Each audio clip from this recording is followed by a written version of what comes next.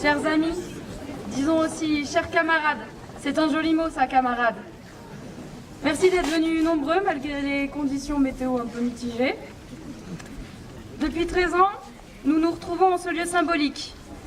Pour la première fois, nous n'aurons pas de témoignage d'anciens résistants sur cette tribune.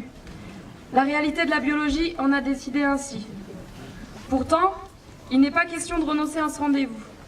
Walter, Stéphane Hessel, Raymond Aubrac, Henri Bouvier, John Berger, Annette Beaumanoir, Léon Landini, Odette Niles, Pierre Pranchère, François Amaudru, Serge Bourgaft, Madeleine Riffaut, Charles Palan, Julien Lauprette, Noël Vincent Zini, Jean Villeray.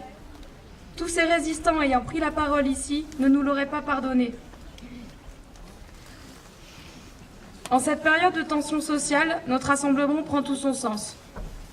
Depuis la Seconde Guerre mondiale, jamais nous n'avons connu un pouvoir aussi libéral que celui d'Emmanuel Macron, détruisant méthodiquement le programme du Conseil national de la résistance. Nous pensons avoir touché le fond avec Nicolas Sarkozy, mais voilà que notre jeune président de la République fait encore plus fort le mépris et le sourire en plus. Cela ne l'a pourtant pas empêché de venir honorer la résistance au plateau des Glières en mars dernier. Fort heureusement, face à ce pied de nez et à cette provocation faite à l'intérêt général, de nombreuses revendications populaires fleurissent dans les villes et villages du pays. Le mouvement des Gilets jaunes y contribue largement. Les questions du partage des richesses et d'une plus grande équité sociale reviennent sur le devant de la scène, comme au temps de la rédaction du programme du Conseil national de la résistance. Le pouvoir doute, il a peur, donc tape fort. Dans ce moment agité de notre histoire, les témoignages que vous allez entendre prouvent qu'individuellement ou collectivement, il y a des hommes et des femmes qui savent relever la tête et montrer qu'il y a des alternatives.